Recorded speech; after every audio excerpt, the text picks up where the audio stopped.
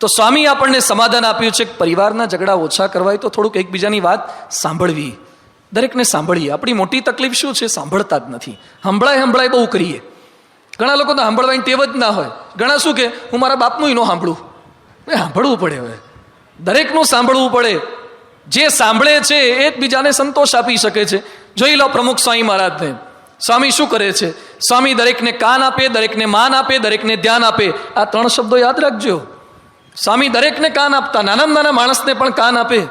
સ્વામી દરેકને ધ્યાન આપે, સ્વામી દરેકને માન આપે. એટલે બધા સાથે આત્મીયતા કરી શક્યા છે. એમ આપણા પરિવારમાં બાળકને પણ સાંભળીએ, પત્નીને પણ સાંભળીએ, પત્ની પતિને સાંભળે. પરિવારના તમામ સભ્યો એકબીજાની વાત ખોટી હોય, એક્સ્ટ્રા હોય, આપણને બિનજરૂરી લાગતી હોય, છતાં એકવાર વ્યક્તિને સાંભળી તો લેવા જ. દરેકને સાંભળવા પછીનું સ્ટેપ છે દરેકને સમજવા. આપણી મોટી તકલીફ શું છે?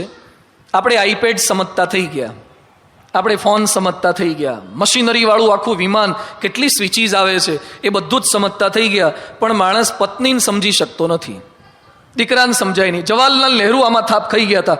જવાહરલાલ નહેરુ એમના પુસ્તકમાં લખ્યું છે કે મારી પત્ની કમલા નહેરુ અત્યંત સંવેદનશીલ અને સ્વમાની હતી. અમારા લગ્ન તો થઈ ગયા, પણ જીવનના છેલ્લા શ્વાસ સુધી હું મારી પત્ની કમલા નહેરુને સમજી શક્યો નહીં. એક વડાપ્રધાન બોલે છે કે પત્નીને સમજી શક્યો નહીં. બહુ અઘરું છે ઘરના સભ્યોને સમજવા કરવા, અને માણસને સમજવું અત્યંત અઘરો છે. ગાડીમાં તો તમારે પેટ્રોલ રિઝર્વમાં આવે ને ત્યાં લાલ લાઇટ ઉપર પેલો કાંટા ઉપર જતું રહે, કાંટો આમ જતો રહે. અને એકવાર પેટ્રોલ ભર્યા પછી તમને ખબર પડી જાય કે ફૂલ થઈ ગયું, પછી અંદર નહીં જાય. માણસ સમજાય જ નહીં તમને. ખાધા પછી આઈસ્ક્રીમનું પૂછો, હા કે ખવાય છે, જગ્યા છે. તમે માપી જ ના શકો. કળવા અત્યંત અઘરા છે. માણસને તમે કળી ના શકો. એ બધાની વચ્ચે સમજવા માણસને સ્વામી આ કામ કરે છે. એ દરેકને સમજે છે. અમને આટલા સંતોને અહીંયા ભેગા કર્યા છે, શું આપે છે પ્રમુખ સ્વામી મહારાજ? 1 રૂપિયાનો પગાર નથી આપતા. માતા પિતાના એકના એક દીકરાને છોડીને અહીંયા રાખી દીધા છે. આજીવન રાખે, તપ, ઉપવાસ, સેવા, ભક્તિ, સંયમ આ બધું કરાવડાવે. આ ખાવાના ખેલ છે? શું આપે છે? પણ સ્વામી દરેકને પ્રેમ આપે છે, દરેકને આત્મીયતા આપે છે, દરેકને સમજી શકે છે. સ્વામીની આ સમજવાની ભાવના છે. બીજા મને સમજે એમ નહીં, હું બીજાને સમજું. ઘણી વાર સંતોએ કદાચ પ્રસંગ કીધો હશે. આણંદમાં બાપા વર્ષો પહેલા પધરામણી ગયા, ઉનાળાના દિવસો, અને બપોરે 1:30-2 વાગે જમવા ભેગા થયા. જમવા બેસતા હતા ત્યાં એક ભાઈ આવે કે મારા ઘરે પધરામણી બાકી. સંતો કે તમારા ઘરે આવી ગયા? એ કે તમે આવ્યા પણ હું નહોતો, એમાં અમે શું કરીએ? એ કે પ્રમુખ સ્વામી મહારાજ અત્યારે જ આવે. સંતો કે બાપા જમવા બેઠા છે, અત્યારે નહીં આવે, હવે સાંજે 4 વાગે પધરામણી નીકળી, એમાં પહેલું તમારું ઘર લઈશું. એ કે 4 વાગે હું બહાર જવાનો છું, અત્યારે જ આવો. સંતો એને રકઝક કરીને સમજાવવા, કન્વિન્સ કરવાનો પ્રયત્ન કરતા હતા. પેલા ભાઈ કોઈ રીતે નહોતા માનતા. એ સમયે પ્રમુખ સ્વામી મહારાજે પીરસેલા પત્તર ઉપર કાગળ કંઈ ઢાંકી દીધું, અને સ્વામી સંતોનો હાથ પકડીને ઊભા થઈ ગયા. અને ઊભા થતાં એક વાક્ય બોલ્યા, સંતો એ નહીં સમજે, આપણે સમજી જઈએ. પધરામણી કરી અને 2:45-3 વાગે પાછા આવીને પછી જમવા સ્વામીજી બેઠા. આ શિબિરમાંથી કદાચ બીજું કંઈ યાદ ના રહે ને, એક વાક્ય યાદ રાખજો. ઘરમાં જ્યારે તમે સાચા હોય, પત્નીને કે દીકરાને દીકરીને શિખામણ આપતા હોય, છતાં ન માને ને, તો આંખો બંધ કરીને એક વાક્ય મનમાં બોલી જવું, એ નહીં સમજે, આપણે સમજી જઈએ. જ્યારે પતિ ના માને ત્યારે પત્ની બોલી જાય કે એ નહીં સમજે, આપણે સમજી જઈએ. કારણ કે અમુક લોકો નક્કી કરીને જાય છે કે હમ નહીં સુધરેંગે.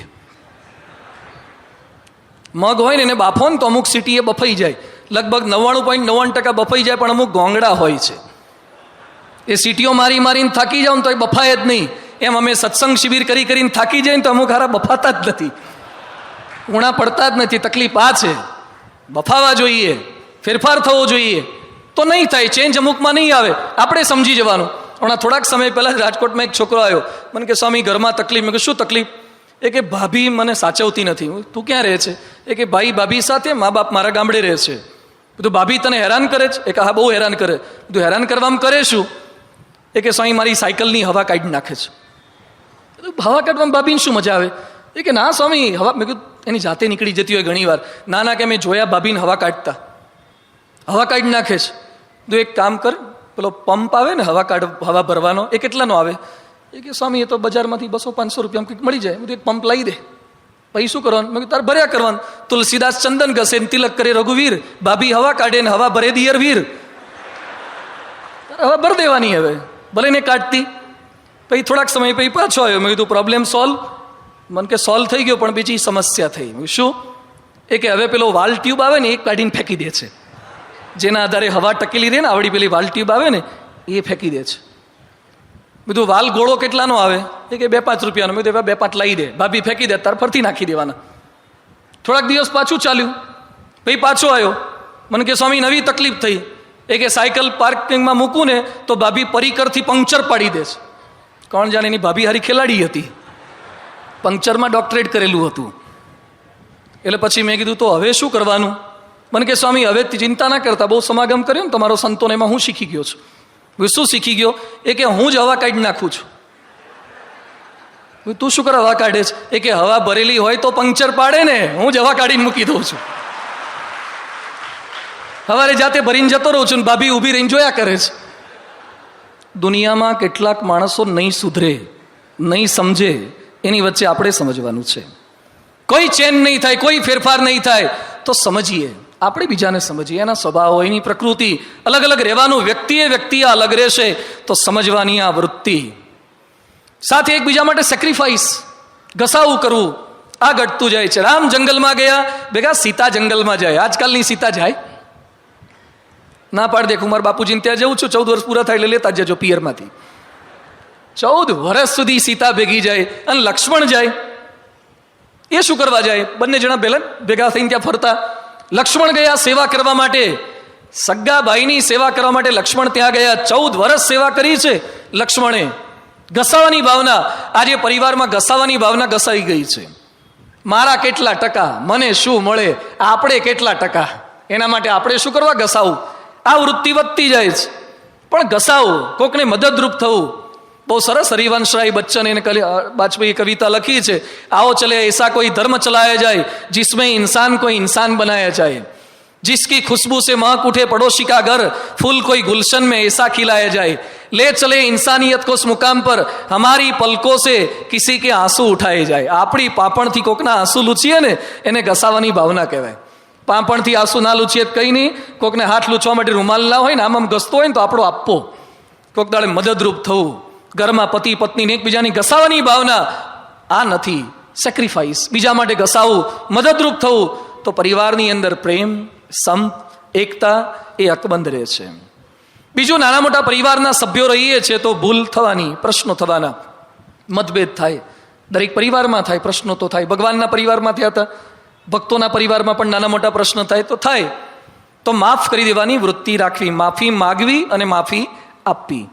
કેટલાક માફી માગતાય નથી ને કોઈને માફી આપતાય નથી. તો માફી માગવી, આપણી ભૂલ થઈ તો માફી માગી લેવી. ઘણા માફી માગી નથી શકતા. સ્વામી જો, સ્વામી નાના બાળક આગળ પણ સોરી કહી શકે છે. પેલો કીર્તન ગાતો હતો યોગી, સ્વામી કે યોગી સોરી, અમારું ધ્યાન ન રહ્યું કીર્તન સાંભળવામાં, અમને માફ કરજો. કેટલાય સંતો આગળ સ્વામીએ માફી માગી લીધી. સંતોને પગે લાગે, હરિભક્તોને પગે લાગે. કેટલી સહજતા એમની છે, એટલે એમણે હજારો લોકોના દિલ જીતી લીધા છે. તો માફી માગી લેવી. ભૂલ થઈ શકે આપણી તો માફી માગી લેવી. વડાપ્રધાનની પેન્સિલને પણ પાછળ રબર હોય છે, સમજાઈ ગયું શું કહેવા માંગે છે? એનાથી પણ ભૂલ થાય તો રબરથી ભૂસી નાખવાનું, માફી માગી લેવાની, આગળ વધવાનું. માફી માગીએ, માફી આપીએ. કેટલાક માફી આપતા નથી. જામફળ ખાધું જ બધાય? આજે નહીં, ભૂતકાળમાં સિઝનમાં જામફળ ફળ તરીકે સારું છે, પણ એના ઠોળિયા બહુ તકલીફવાળા હોય. તમે ગમે તેટલો પ્રયત્ન કરો ને તો એ ઊંડે દાઢમાં સમાધિ લઈ જ લે અમુક તો, અને કાઢવાનો પ્રયત્ન કરીએ તો યાર નીકળે જ નહીં. પછી આપણે કંટાળી અને પછી આમ જવા દઈએ તો એ ચાલુ સભામાં જીભ એકાદ આંટો મારી આવે, કદાચ નીકળે તો. કેટલાકની દાઢો છે ને જામફળના ઠળિયાને ભરાવે એટલી પોલી નથી હોતી. કેટલાક સાસુને દાઢમાં રાખતા હોય છે, કેટલાક સસરાને દાઢમાં રાખે, કેટલાક ભાઈને ભાભીને દાઢમાં રાખે, કેટલાક તો અમને સંતોને દાઢમાં રાખતા હોય છે. હા, દાઢમાં રાખવાની વૃત્તિ ખરાબમાં ખરાબ છે. કોઈને દાઢમાં ના રાખવા, જતા કરવા, માફ કરી દેવા. ભૂલ થઈ ગઈ. અહીંયા અમરેલીની બાજુમાં પેલું બાબરા ગામ છે ધારી પાસે, અને બાબરામાં દિનેશ કરીને એક ભાઈ, એને લગ્ન થયા પછી પત્નીના મોબાઈલમાં કંઈ ફિલ્મના સોંગ સારા હતા ને, એણે પત્નીને કીધું ભાઈ તારો મોબાઈલ આપને, મને મારે ડાઉનલોડ કરવા છે. તે ડાઉનલોડ કરવા ગયા, એમાં ભૂલથી ડિલીટનું બટન દબાઈ ગયું. તે બધા ગીત ઉડી ગયા, ઇવોપરેટ થઈ ગયા, જતા રહ્યા. એટલે પત્ની ગુસ્સે થઈ ગઈ. એ કે મારા કરિયાવરમાં લઈને આવી હતી અને માંડ કેટલા સિલેક્શન કરીને ભેગું કર્યું હતું, બધા ગીત ઉડાડી માર્યા. એટલો ખખડાયો, એટલું ફાયરિંગ કર્યું, માફ ના કરી શકી પત્ની. એમાં પેલો હિંમત હારી ગયો અને હી હેઝ કમિટેડ સુસાઇડ, આત્મહત્યા કરીને મરી ગયો. બોલો, આવી ફોનના ગીત ડિલીટ થઈ ગયા, આવી નાની બાબતમાં ઝઘડા. આત્મહત્યા કરી લીધી. હવે પેલા ગીત ડિલીટ થાય તો ફરતી ડાઉનલોડ કરાય. હવે પેલો ડાઉનલોડ થઈ ગયો, કેમનો અપલોડ કરવો? માફ નથી કરી શકતા ઘરમાં પતિ પત્નીને એકબીજાને. થાય ભૂલ થાય, પ્રશ્ન થાય. અને કોનામાં ભૂલ નથી?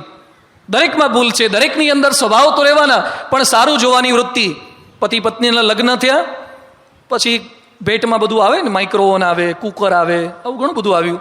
એમાં બે સરસ મજાની ડાયરી આવી 2013ની. એટલે પતિ કે શું કરશું? એક ડાયરી તમે રાખો ને એક હું રાખું. પછી એક મહિના સુધી તમારે મારી ભૂલ નોંધવાની, હું તમારી ભૂલ નોંધીશ. મહિના પછી આપણે ડાયરી એક્સચેન્જ કરશું. અરે ભૂલ નોંધવાનું ચાલુ કર્યું. મહિના પછી ભેગા થયા, ડાયરી એક્સચેન્જ કરી. તો પત્નીએ પતિની જેટલી ભૂલો નોંધી હતી ને, પતિ વાંચતા હતા. તો આપણે હિન્દુઓ તો પહેલું પાનું તો લગભગ પૂજા પાનું રાખતા હોય. પત્નીએ પૂજા પાનું એ નહોતું રાખ્યું. પહેલા પાનાથી હાંસિયાથી ચાલુ કર્યું હતું કે ઓફિસેથી ટાઈમે આવતા નથી, મોજા જેમ તેમ ફેંકી દો છો, સવારે રોજ મારે હોધવાના, અને કેટલી વાર તમારા મિત્રોને લઈ આવો છો ને પેલા SMS થી કે ફોનથી મને જાણ કરતા નથી. હમણાં મારા બાપુજી આવ્યા હતા, રજા નહોતી લીધી, તમે ઓફિસ જતા રહ્યા હતા, અને તમારા પપ્પા આવ્યા તો રજા મૂકીને ભેગા ફરવા ગયા હતા. આવું કેટલી ફરિયાદો 5-6 પાના જે પત્નીઓ ઓલવેઝ પતિદેવને કહેતી હોય છે એ બધી લખી નાખી. પછી પત્નીએ પતિ સામે જોયું, પતિએ પતિ સામે જોયું. તો પત્ની બેઠા બેઠા રડતા હતા. એટલે પતિ પૂછ્યું, કેમ રડો છો? એ કે મેં મારી ડાયરીમાં તો તમારી કેટલી બધી 5-6 પાના ભરાય એટલી ભૂલો નોંધી, તમે તમારી ડાયરીમાં મારી એક પણ ભૂલ કેમ નોંધી નથી? બ્લેન્ક કેમ રાખી? મારી કોઈ ભૂલ નથી થઈ? તો પતિ શું બોલ્યા, તમે કંઈ બ્રહ્મરૂપ નથી, તમે પ્રોગ્રામ તો કર્યા જ છે, તો નોટ ડાઉન કેમ ના કર્યું? ત્યારે પતિ બહુ સરસ વાત કરી કે મેં વિચાર એ કર્યો કે તમે તમારા સગા માતા, સગા પિતા, સગા ભાઈ બહેન બધા લોહીના સાચા સગાને છોડી અને પારકાના ઘરમાં આવ્યા. પોતાને ભૂલીને પારકાને પોતાને બનાવવાનો પ્રયત્ન કરો છો. તમારા સમર્પણ સામે જોઉં છું તો મને તમારી નાની મોટી કોઈ ભૂલ દેખાતી જ નથી. આ વિચારધારા દરેકમાં જે કંઈ સારું છે, સારાપણા સામે જોઈએ. અહીંયા બેઠેલા પાઇનેપલ ખાધું જ. પાઇનેપલ કેવું છે? બહારથી બહુ જ રફ છે, વાગે એવું છે, પકડતા ધ્યાન રાખવું પડે. અંદર કાપ્યા પછી પણ કાંટા છે, અંદર પણ કાળા કાળા કાંટા આવે છે, જીભ છોલી નાખે એવા. પણ એ ઉપરથી કાંટા, અંદરના કાંટા દૂર કરી દો, પછી જીભ પર મૂકો તો સરસ છે કે નહીં? એમ આપણી આજુબાજુમાં કોક હોય પાઇનેપલ જેવા, કાંટા કાઢી નાખો, બાકીના ભાગનો કામ કરી લો ને, ઉપયોગ કરી લો. હોય દરેકની અંદર ક્યાંક કાંટા હોય. નાળિયેરમાં બહાર જાડી છાલ છે, અંદરનો ભાગ લઈ લો. ખરાબ છે, ખરાબ છે. ઘણા લોકો શું કે બહુ ખરાબ છે, બદલી નાખો. ઘણા શું કે ઘરવાળા બહુ ખરાબ છે, બદલી નાખો. નવા આવશે, હારા આવશે, નવા આવશે કે ભ્રમરૂપ આવશે. યાદ રાખો, દુનિયાની કોઈ પણ ગાડી મેન્ટેનન્સ વગરની આવતી જ નથી. દરેક ગાડીમાં સમયે સમયે ઓઇલિંગ કરવું પડે, પછી એને સર્વિસ કરાવવી પડે, એના કાર્બનમાં પ્લગ જમા થાય. આ પ્રશ્ન ગાડીમાં થાય એવા જ ઘરના સભ્યોમાં થાય જ. પ્રશ્ન થાય જ. શું ફેરફાર કરી શકવાના આપણે? એને સમયે સમયે સર્વિસ કરવી પડે, સમય આપવો પડે. સર્વિસ એટલે મારવાની સર્વિસની વાત નથી કરતો, પણ એની સાથે બેસીએ, આત્મીયતા વધારીએ. આ આત્મીયતા છે. તો સંબંધો સારા થઈ શકે છે. ભૂલની માફી માગવી, માફી આપવી, ઉદાર દિલે દરેકની સાથે રહેવું તો થઈ શકે. બોલવામાં થોડુંક ધ્યાન રાખીએ. ઘરમાં કેટલાક ઝઘડા થાય છે ને, આ બોલવાથી બગડે છે. ગુણાતીતાનંદ સ્વામી વાતોમાં લખ્યું, દ્રૌપદીના વચને મહાભારત થયું અને સીતાજીના વચને રામાયણ થયું. દ્રૌપદી દુર્યોધન માટે શું બોલ્યા? આંધળાના તો હવે જે હોય આપણે કેટલા ટકા શું કરવા બોલ્યા? બોલીને બગાડ્યું. તકલીફ આ થઈ. ગુજરાતીમાં કહેવત છે, બોલે એના. બીજી કહેવત ખબર છે? 9 બોલ્યામાં. તો કરવું શું? આવું બાફવું નહીં, આવા પ્રોગ્રામ ના કરવા. પતિ પત્નીને ઝઘડો થયો, પછી રિસાઈને જતા રહ્યા. પતિની ઉંમર 45 વર્ષની, પત્ની 40-42 વર્ષના. રિસાઈને જતા રહ્યા. એકની દીકરી લંડન ભણવા મોકલેલી. દીકરીને ખબર પડી કે મમ્મી 40-42 રિસાઈને ગયા. હવે આ કઈ રિસાઈને જવાની ઉંમર છે? અડધે પહોંચી ગયા, હવે ખેંચી કાઢવાનું હોય. 20-22 જાય ઠીક છે, એટલે આમાં રિસાઈને ગયા. એટલે એને મમ્મીને ફોન કર્યો કે મમ્મી હવે તમે પાછા જતા રહો. મમ્મી કે હું નહીં જાઉં, તારા બાપને આવું એટલે લેવા આવે. ઘણા વટના માર્યા, ત્યાં ત્યાં પડ્યા રહ્યા હોય. કે લેવા આવશે જ જઈશ. એટલે એ તો કોઈ રીતે માને નહીં. એટલે દીકરીએ બાપુજીને ફોન કર્યો, પપ્પા તમે તો સમજો, લેટ ગો કરો, તમે લેવા જાઓ. એના બાપ કે દર વખતે મારે જ જતું કરવાનું, મારે જ માફી માગવાની, હું નાના બાપનો થવું. તો કેટલી ફરિયાદ કરી, પણ છોકરી પ્રત્યે સોફ્ટ કોર્નર એટલે પાછા તેડવા ગયા. પણ મનમાં એને ગુસ્સો તો હતો જ. એટલે ગાડીમાં બેસી રહ્યા. નોકરને કહો, એમ સાહેબ ન કહો તેડવા આવ્યા છે, આવી જાય. પેલા બેન આયા તો ખરા. પછી દરવાજો ખોલ્યો અને ખોલીને પહેલું જ વાક્ય બોલ્યા, લ્યો આવું પડ્યું ને. તે પેલાની પાછી સ્પ્રિંગ છટકી, લીધા વગર જતો રહ્યો. હજી પેલા બેન ત્યાંના ત્યાં જ છે. તે ના બોલ્યા હોત તો ગોઠવાઈ ના ગયું હોત. આ તકલીફ આ છે. કેટલાક લોકો ઘરમાં પત્નીઓ જેમ તેમ બોલે, પતિ જેમ તેમ બોલે, પછી ઘણા શું કે સ્વામી એવું બોલવામાં એવું પણ મારા દિલમાં કોઈ પાપ નહીં. ખોલ, દિલ ખોલીને બતાવ, દિલ ખોલ. આ કઈ ચેન છે ઘડીએ ઘડીએ ખોલી ખોલીને બતાવવાનું દરેકને કે દિલમાં કંઈ નથી? ના ચાલે. તમારા દિલમાં ગમે તેટલું ચોખ્ખું હોય પણ જીભ પણ વ્યવસ્થિત રાખવી પડે. ના બોલાય. આપણે સ્વામિનારાયણના સત્સંગી થયા, ગાળ ક્યારેય ના બોલાય. આપણે પ્રમુખ સ્વામીના આશ્રિત થયા, ઘરમાં પત્ની પર ક્યારેય હાથ ના ઉપાડાય. આ પ્રકારના સંસ્કારે આપણને હોવા જોઈએ. આત્મીયતાવાળું વાતાવરણ હોવું જોઈએ. માફ કરી દેવાની વૃત્તિ, વાણીનો વિવેક ઘરમાં હોય. ઘરમાં દરેકના સ્વભાવને એ સહન કરીને આત્મીયતાથી રહીએ તો એ આદર્શ પરિવાર છે. મા બાપને સાચવવા, મા બાપની સેવા કરવી. આજે કેટલાક સારા તિલક ચાંદલા સહિત પૂજા કરતા હોય, સભામાં આવીને બેસતા હોય, માળા કરતા હોય, મંદિરે દર્શને જતા હોય, ધર્માદો લખાવતા હોય, પણ ઘરમાં બા બાપુજીને કેટલાક સાચવતા નથી. નારાજી થાય પ્રમુખ સ્વામી મહારાજ, ભગવાન સ્વામિનારાયણ પ્રસન્ન નહીં થાય. મા બાપની પણ સેવા એટલી કરવાની છે. ઘરમાં મા બાપને સાચવે નહીં, ટાઈમે જમવાનું આપે નહીં, છણકા કર્યા કરે તો રાજી ના થાય. યાદ કરો, શ્રવણે પોતાના મા બાપને ખભા પર બેસાડી આખા ભારતની યાત્રા કરી છે. માતાનું વજન 50 કિલો, પિતાનું 50 કિલો, 100 કિલો વજન ખભા પર મૂકી તો જોજો ને, એક દાડો ચાલી જોજો. 100 કિલો વજન ખભા પર મૂકી અને આખા ભારતના તીર્થધામોની યાત્રા કરાઈ. આજે ખભા પરની વાત બાજુ પર જવા દો, ઘણા ગાડીમાં મા બાપને નટ લઈ જાય, કૂતરાને લઈ જતા હોય. તો મા બાપને બેસાડો ને, એની થોડીક સેવા સરભરા કરીએ. મા બાપને સાચવે નહીં, કાઢી મૂકે, ઘરડા ઘરની અંદર મોકલી આવે. આવી પરિસ્થિતિ બને છે. આણંદમાં એક બાઈએ પોતાની માતાને વૃદ્ધાશ્રમમાં મોકલી દીધા 70-72 વર્ષે. અને પેલા બાઈ બિચારા ત્યાં વૃદ્ધાશ્રમમાં હતા. અચાનક સવારે કેલેન્ડર પર નજર ગઈ, તારીખ યાદ આવી એટલે દીકરાને ઘરે ફોન કર્યો. દીકરો સવારે વહેલો ઉઠ્યો. કોણ? બેટા તારી માં. કેમ ફોન કર્યો અત્યારે? બેટા કેલેન્ડરમાં નજર ગઈ, તારીખ યાદ આવી, આજે તારો જન્મદિવસ છે. એટલે મને એમ થયું પહેલું હેપી બર્થડે, હું તારી માં છું તો હું તને કહું, આને માં કહેવાય. હેપી બર્થડે કહેવા ફોન કરે. કાઢી મુકાયા પછી પણ દીકરો વિચિત્ર હતો. એ કે મારી ઊંઘ બગાડી દીધી, મારી ઊંઘ ડિસ્ટર્બ કરી નાખી.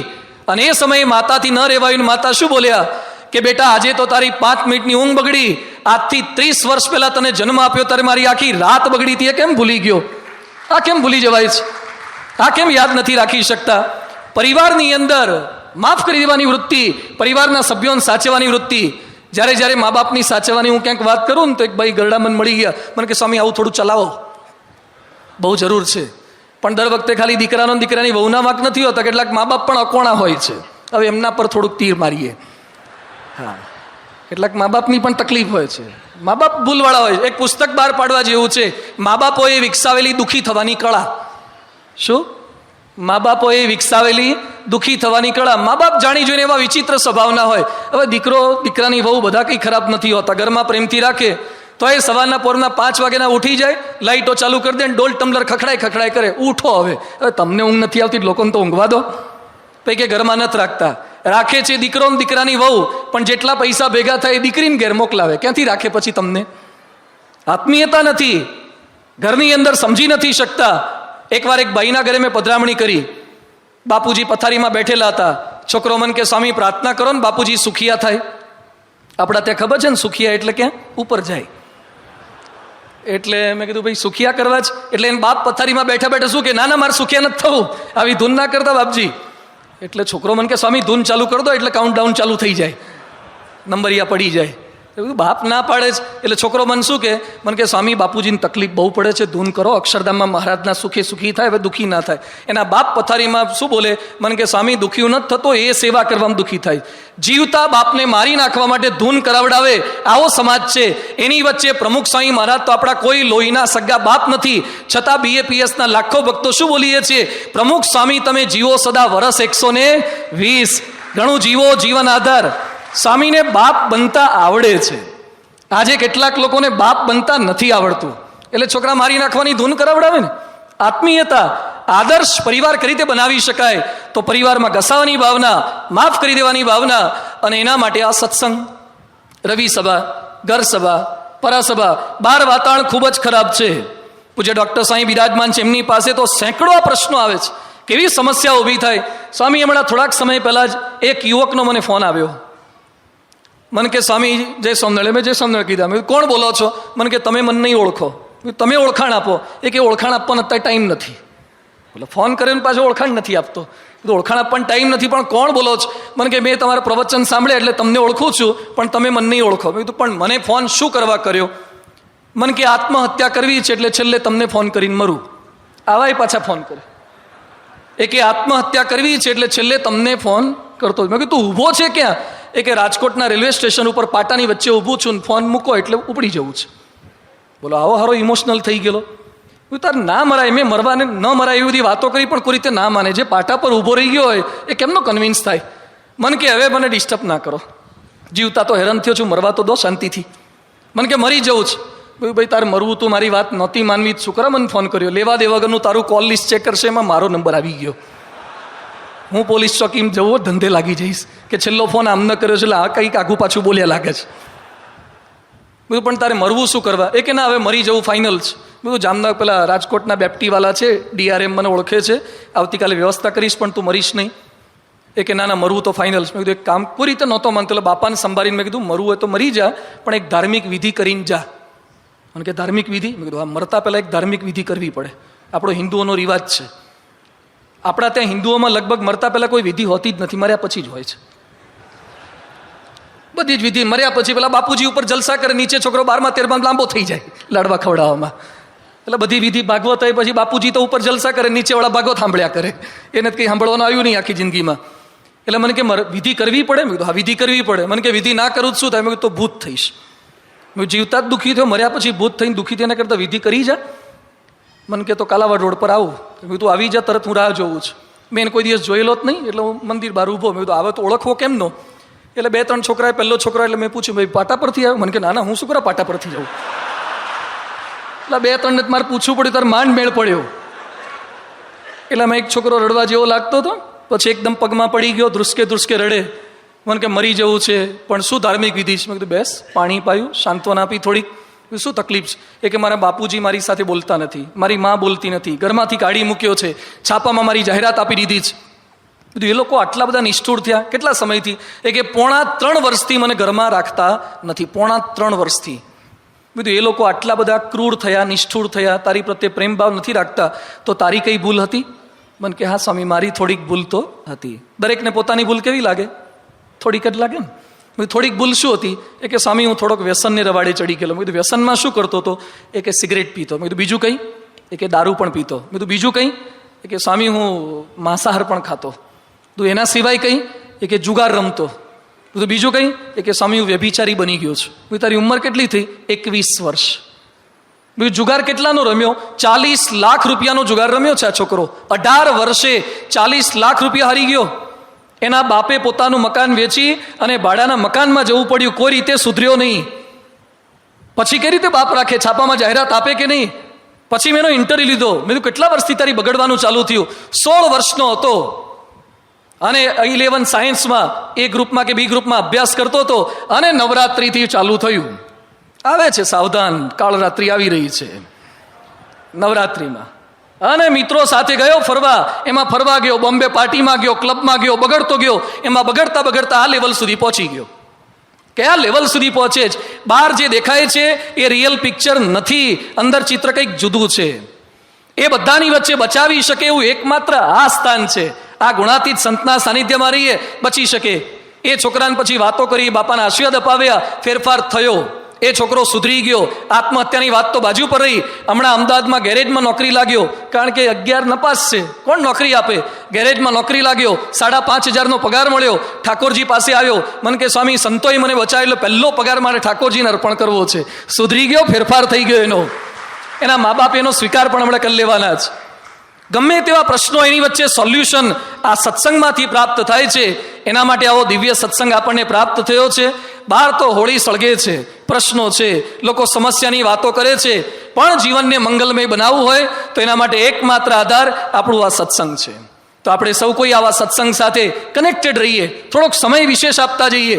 રવિ સભા, પરાસભા, સત્સંગ સાહિત્યનું વાંચન અથવા તો સત્સંગ શિક્ષણ પરીક્ષા, ઓડિયો કેસેટો દ્વારા, શ્રવણ દ્વારા સંપર્કમાં રહીએ. આપણે ગમે તેટલા સારા હોઈએ પણ વાતાવરણ ખરાબ છે. એપલ કે બનાના સુધારીને પ્લેટમાં મૂકીએ અને થોડીક વાર પછી જોઈએ તો કેવું થઈ જાય? કાળું પડી જાય. કોઈ કેળાને કે સફરજનને કાળા પડવું નથી, વાતાવરણની અસર થાય છે, કાળા પડી જાય છે. એમ મારે તમારે કોઈને બગડવું હોતું નથી. વાતાવરણ ખરાબ છે એના માટે બેટર એ છે કે આવા વાતાવરણના સંપર્કમાં રહીએ. તો આજે સંકલ્પ કરીએ, વિશ્વવંદનીય પરમ પૂજ્ય પ્રમુખ સ્વામી મહારાજ આવા આદર્શ ગુરુની આપણને સૌ કોઈને પ્રાપ્તિ રહી છે, એના સાનિધ્યમાં છીએ એટલે આપણને હેમ કેમ પવિત્ર રાખી માનસપુત્ર સંતાન બની શકીએ, આપણા પરિવારને મંગલમય સુખી પરિવાર બનાવી શકીએ. એ જ મહારાજ સ્વામી પરમ પૂજ્ય સ્વામીશ્રીના ચરણોમાં પ્રાર્થના.